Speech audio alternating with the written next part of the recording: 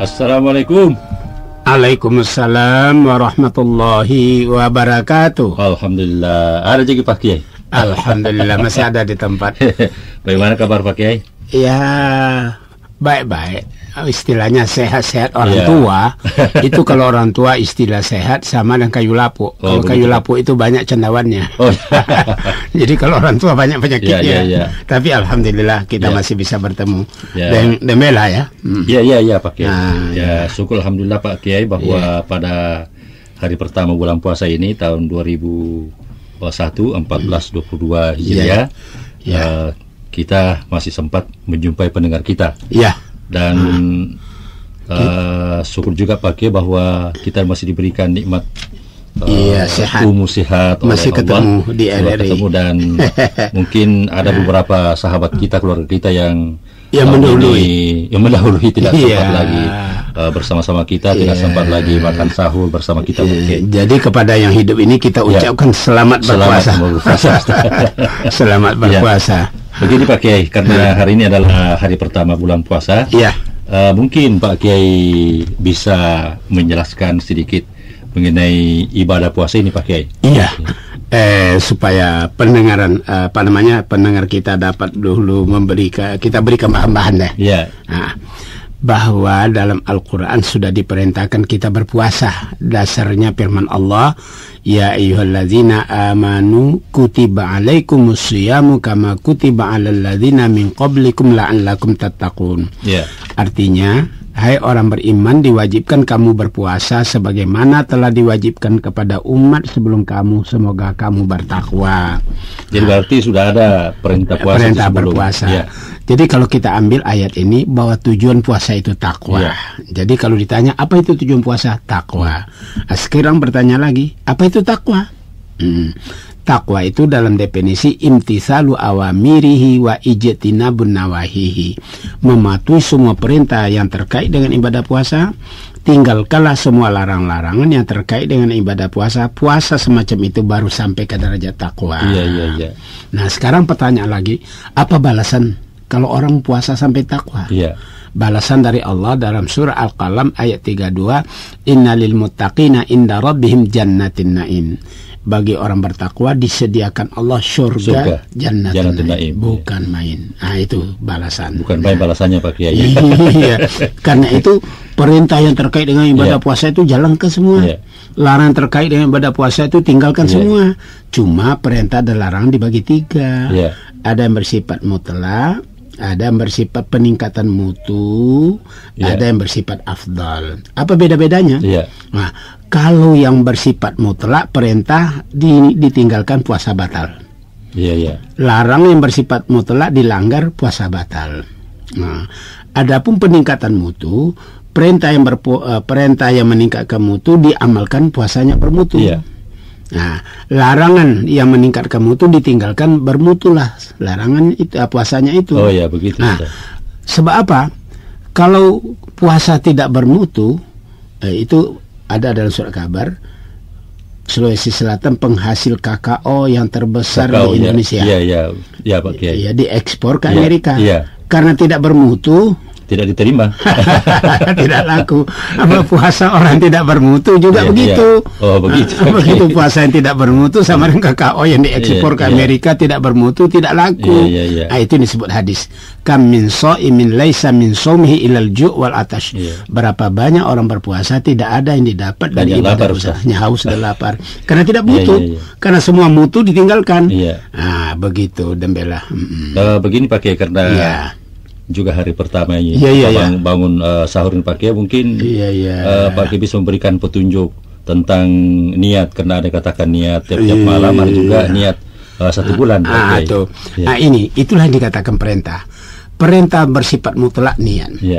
Berdasarkan hadis, malam yabitin niyata qabla al-fajri fala siyamalahu. Siapa yang tidak berniat malam hari, puasa siang tidak sah. Jadi niat ini perintah mutlak. Nah, sekarang persoalan niat ini ada di pendapat pendapat yang mengatakan niat Ramadan itu cukup 1 kali. Nah, tapi ulama yang lain mengatakan tidak, harus setiap malam. Jadi kalau cukup 1 kali malam ini berarti kita mulai berniat, Ustaz. Ya, ini puasa kita kemungkinan ada yang berpuasa tanggal 16. Kemungkinan ada yang berpuasa tanggal 17. Yang penting puasa lah deh. Jangan 16 tidak puasa, 17 tidak puasa juga. Wah, gawat itu. Gawat itu. Nah, yang berpendapat harus cukup 1 malam, ia mempunyai pandangan begini. Itu sholat rukun Islam. Ustaz. Puasa rukun Islam. Kalau sholat itu hanya 1 kali niat. Aku sholat Isya 4 rakaat karena Allah. Nah, jadi 1 kali. Kalau ini sholat rukun Islam, puasa rukun Islam. Kalau niat 1 kali, pada sholat puasa juga begitu. Aku puasa sebulan Ramadan karena Allah. Nah, itu pendapat Nah, sekarang pendapat yang kedua, setuju sholat 1 kali niat, tidak setuju puasa 1 kali niat. Oh, begitu Pak. Nah, sekarang apa argumentasinya? Alasannya begini. Sholat itu rangkaian kesatuan yang tak terpisahkan. Sedangkan puasa rangkaian kesatuan terpisah-pisah. Nah, contoh, orang sholat Isya baru 2 rakaat batal wuduknya. Bolehkah dia pergi berwuduk tambah 2 lagi? Boleh enggak? Bagaimana Dembela itu? Tentu tidak boleh. Nah, itu tandanya rangkaian kesatuan yang tak terpisah. Yang 2 dimulai tadi itu batal itu. Nah, itu. Jadi karena itu niatnya 1 kali cukup. Berbeda dengan puasa. Puasa itu sudah 2 hari puasa. Hari ketiga batal. Bagaimana itu Dembela, puasa 1-2 hari yang lalu? Tetap sah itu Pak. Itulah dia. Itulah yang menjadi sebab bahwa puasa rangkaian kesatuan yang terpisah. Karena itu niatnya harus setiap malam. Nah, tapi ada aja bisa dirangkum dua-dua Dembela. Cara merangkulnya gini. Orang yang berpuasa tanggal 16. Nah, hari Kamis sudah berniat, aku puasa sebulan Ramadan karena Allah. Sudah itu diniatkan lagi, aku puasa esok hari karena Allah. Kenapa? Biasa itu bulan Ramadan ada orang nyanyi tidur. Selesai tarawih dia tidak berniat. Lupa bangun. Sekali lupa bangun, pagi-pagi dihantam makan. Ditanya, loh, kenapa makan pagi? Dia bilang, saya tidak bangun tadi malam, tidak berniat. Karena kan tidak sah puasa kalau tidak berniat. Berarti sahur jam 6. Tuh sahurnya jam 6. Jadi makan pagi namanya. Nah, jadi disitulah kalau kita ketiduran tidak berniat, puasa niat 1 bulan sudah diucapkan. Sudah dipakai. Itu baiknya. Begitu Dembela. Jadi itulah penjelasan Pak Kiai. Bagi pendengar kita yang sementara saat ini Pak Kiai yang mungkin lupa niat, silahkan berniat. Begini Pak Kiai. Karena surat ini surat yang berada di hadapan kami ini sudah banyak Pak Kiai, mungkin pendengar kita yang mengirim surat sudah pada menunggu untuk dijawab pertanyaannya. Baiklah Pak Kiai, saya akan membacakan surat yang pertama. Berasal dari Kabupaten Takalar. Namanya adalah Sonrong Daeng Mangung. Alamatnya di lingkungan Tanah-Tanah, Kelurahan Sanrego. Polsel. Ini Polsel kepanjangannya Pulau Bangking Selatan ini Pak Kiai. Pulau Bangking Selatan. Pulau Bangking Selatan. Di sana ada Polut. Pakai Polut artinya Pulau Bangking Utara. Polut. Ini Polsel Pulau Bangking Selatan. Saya langsung baca pertanyaan Pak Kiai. Boleh. Kepada yang terhormat Pak Kiai dan Daim Bani dari Nusantara Cabang Bani Makassar. Pertanyaannya Pak Kiai, ada pendapat di kalangan masyarakat yang mengatakan sebaik-baik seorang makmum kalau berdiri di belakang imam sebelah kanan. Masih ada yang kedua Pak Kiai atau Pak Kiai mau jawab? Yang jawab pertama itu. Kalau makmum hanya sendirian, dalam sholat berjamaah sebaik-baiknya berdiri di sebelah kanan. Di sebelah kanan. Itu riwayatnya begini. Dalam hadis yang diriwayatkan Bukhari Muslim. Wa ani bin Abbasin radhiyallahu anhuma qala shallaitu ma'a Rasulillah sallallahu alaihi wasallam zata lailatin faqumtu an yasari fa akhadha Rasulullah sallallahu alaihi wasallam bi ra'si min wara'i faja'alani an yamini. Itu bunyi hadis yang menyatakan artinya dari Ibnu Abbas ridha Allah daripada keduanya, berkata dia, ini ceritanya nampaknya Ibnu Abbas sendiri. Aku katanya sholat bersama Rasulullah SAW pada waktu malam dan aku berdiri di sebelah kirinya. Di sebelah kirinya Rasulullah. Rasulullah Dia Nabi jadi imam, dia jadi makmum dan dia berdiri di sebelah kiri Nabi. Tiba-tiba Nabi pegang kepalanya. Kepalanya, sedangkan Ibnu Abbas di belakang, dipegang kepalanya oleh Nabi, didorong ke sebelah kanan Nabi. Maka jadi jelas sekali kalau sendirian makmum berdiri di sebelah kanan imam jarak 1 siku. Oh, 1 siku pakai. Jarak 1 siku. Jadi tidak jauh ke belakang. Jadi masalah itu Dembela. Bagaimana kalau makmum yang kedua datang? Apakah kena ke kanan atau ke kiri lagi? Atau ke kiri. Kalau ke kiri berarti tungku 3. Tungku 3. Imam di tengah, kiri 1, kanan 1, kan begitu ceritanya. Atau dia berdiri sambung. Sambung ke kanan, Pak. Sambung ke kanan. Dua-duanya salah Dembela. Jadi sebaiknya kalau dia sebelah ke kiri, tungku 3 itu salah. Dia sambung sebelah kanannya imam makmum yang 1 siku buat Nabi yang pertama tadi, itu juga salah. Yang benarnya bagaimana? Yang benarnya Dembela, dia harus berdiri di belakang imam. Pas di belakang imam pakai. Pas di belakang imam. Nah, yang jamaah yang dahuluan tadi harus mundur ke belakang 2 langkah sehingga dia jadi sejajar. Ini banyak orang Dembela sembahyang yang tahu terus berdiri di belakang imam. Yang tidak tahu yang berdiri sebelah kirinya tetap dia tidak mundur-mundurnya. Tidak sejajar. Jadi safnya jadi tidak sejajar. Itu salah itu Dembela. Jadi seharusnya dia mundur 2 langkah. Tapi biasanya juga diberitahu oleh orang sebelum takbir, teman yang di kanan imam yang pertama tadi, dia harus bilang mundur saudara, baru dia bertakbir. Boleh begitu pakai. Karena dia belum takbir. Jangan takbir dulu, Allah Akbar, mundur saudara. Batal salatnya. Begitu itu Dembela. Itu ceritanya. Pertanyaan kedua Pak Kiai. Apakah binatang yang haram dimakan bagi umat Islam haram juga diperjualbelikan? Ini singkat-singkat pertanyaannya Pak. Bagus. Pak Esdeng Mangung ini. Begini Dembela. Di dalam Quran sudah dikatakan hurrimat alaikumul maitatu waddamu walahmul khinzir. Haram kamu memakan bangkai. Nabi pernah melihat ada kambing yang mati atau ada sapi yang mati, terus dia buang. Nabi bilang itu kulitnya boleh diambil. Kulit bangkai tadi itu diambil kemudian disamak, boleh dijual. Itu padahal itu bangkai. Jadi kulitnya ini tidak haram kalau sudah disamak untuk dijual. Kecuali dagingnya yang haram. Dagingnya kalau bangkai itu sudah haram. Begitu petunjuk Nabi. Dan ada lagi keputusan Majelis Ulama yang menyangkut masalah kata. Kata itu dalam keputusan Majelis Ulama haram dimakan, tapi boleh dibudidayakan. Kata yang hijau barangkali.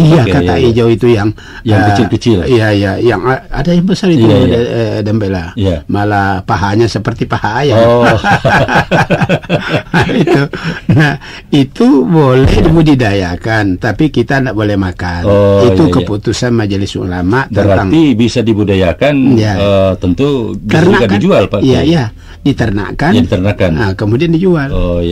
Itu keputusan hasil daripada jualan itu pakai tidak haram. Tidak ada haram. Itu sudah keputusan Majelis Ulama tentang masalah kata. Binatang yang haram kita makan tapi boleh dijual. Itu begitu. Itulah pertanyaan dari Esdeng Mangung di Tanah-Tanah Kecamatan Sandrego, Pelumpangkin Selatan, Takalar. Terima kasih Pak Esdeng Mangung. Mudah-mudahan di lain waktu kita ketemu lagi Insyaallah bersama Pak Kiai. Surat yang kedua Pak Kiai. Ini berasal dari mana ini? Ini berkelin. Oh, ini.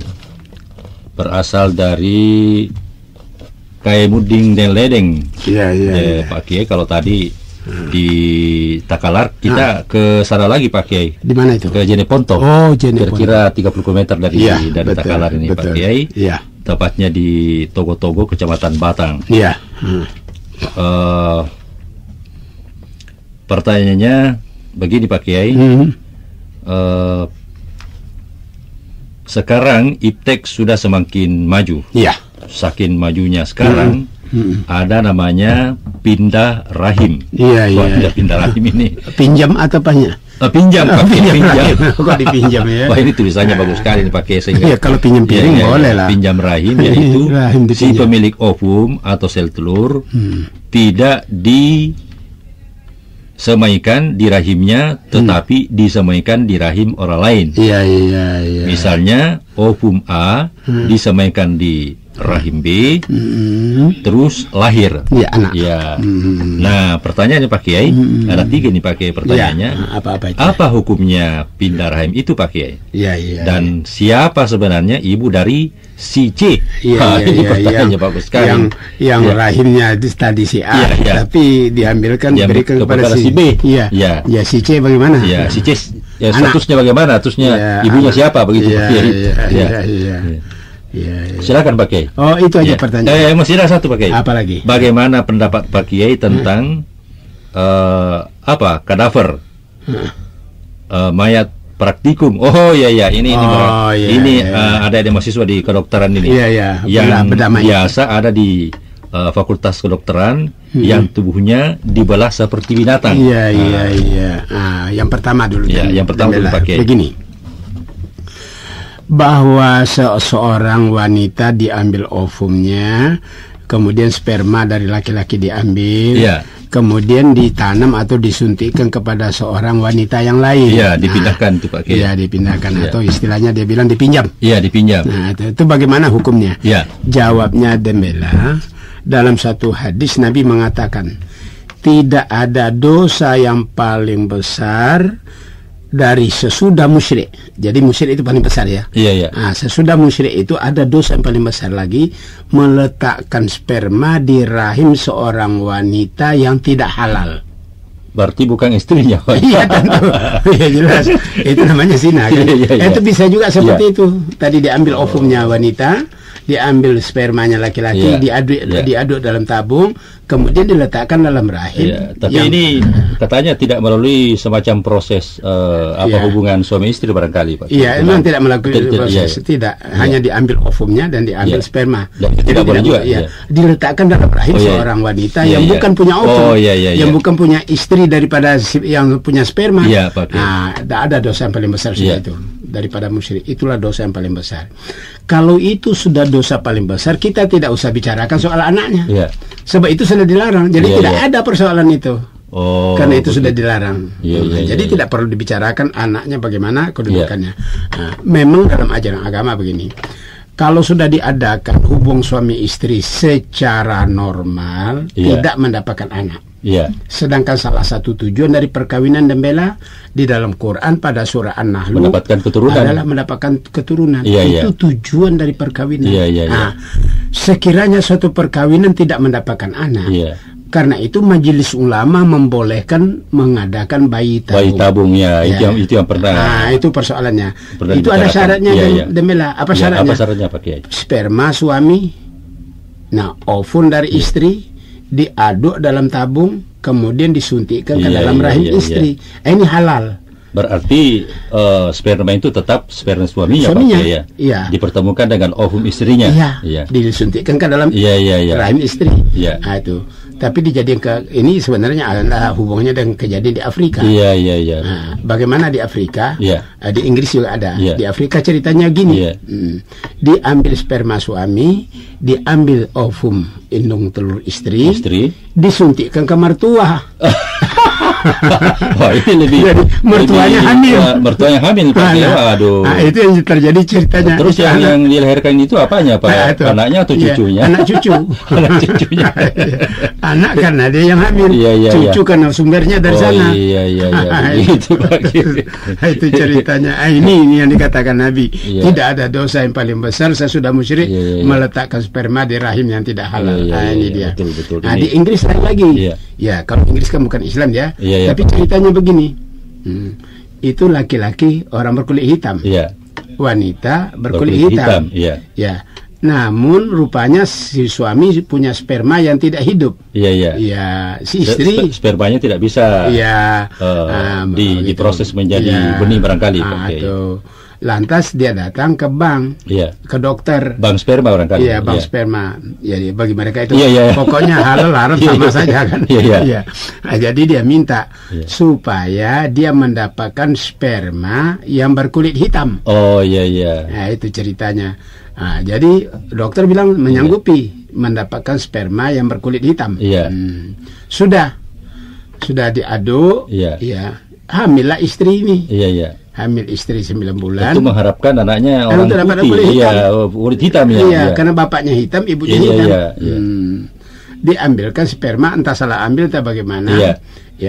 Tiba-tiba sudah mengandung 9 bulan lahir anak. Bule. Berarti salah prediksi itu, Pak. Wanita menuntut kerugian. Menuntut ganti rugi sebab 9 bulan dia bawa itu. Dan dia tidak mau terima itu anak karena yang diminta hitam tanpa putih. Kan kalau orang Ambon apa bilang hitam putih sama saja. Tuhan punya kekuasaan. Itu ceritanya. Tadi ada pertanyaan ketiganya pakai mengenai mayat apa namanya? Mayat praktikum itu Pak. Gitu. Ya biasa dipraktekkan oleh ada mahasiswa di Fakultas Kedokteran. Ada suatu hadis yang berbunyi ini. Inna kasra azmil maiti ka kasri azmihi hayyah. Ya, artinya apa, Kiai? Memecah tulang mayit sesudah mati sama artinya dengan memecah waktu masa hidupnya.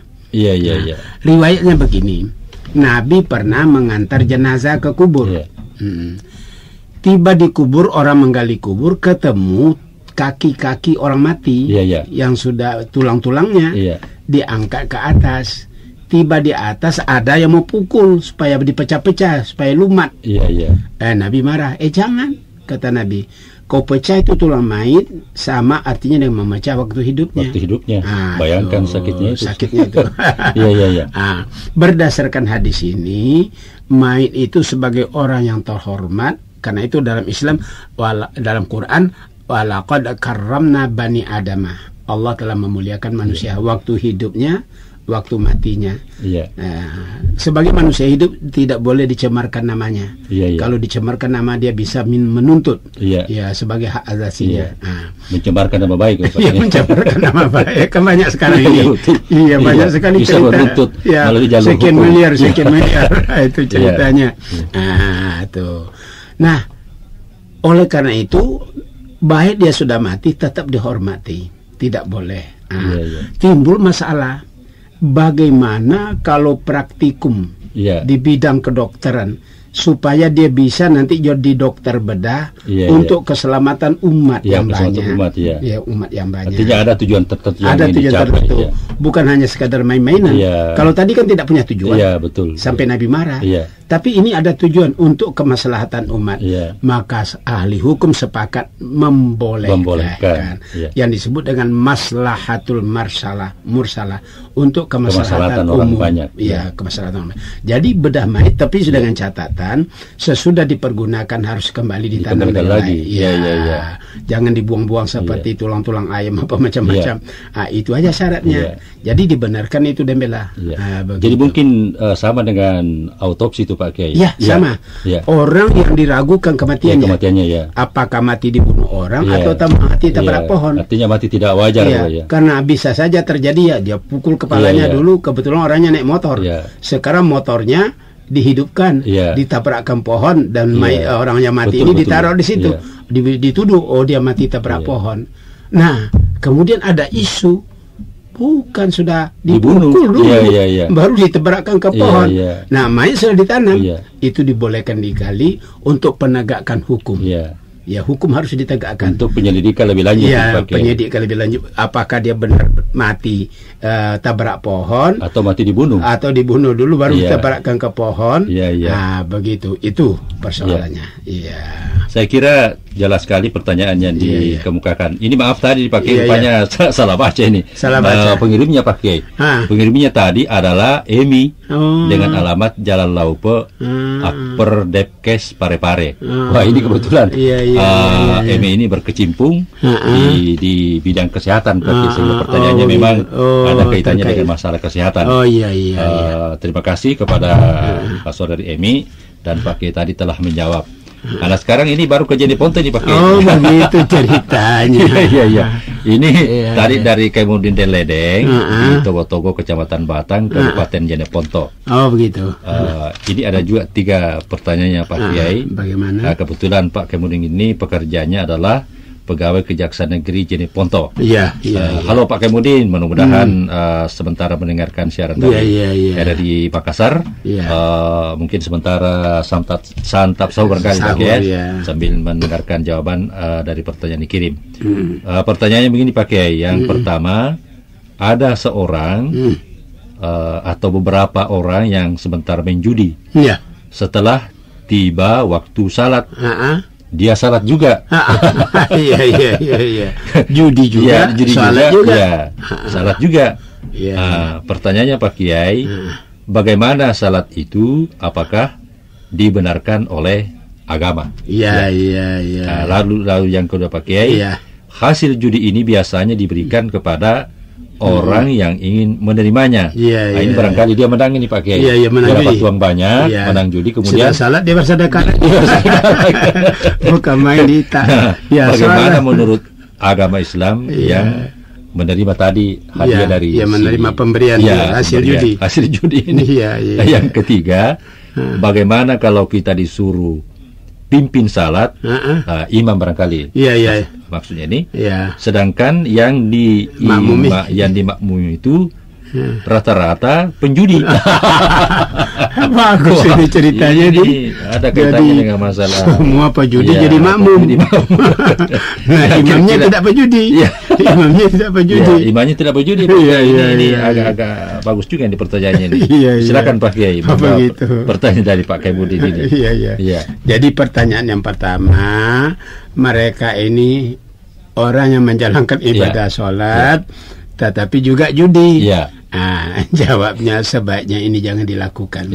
Kalau dasar Quran, la talbisul haqqa bil batil.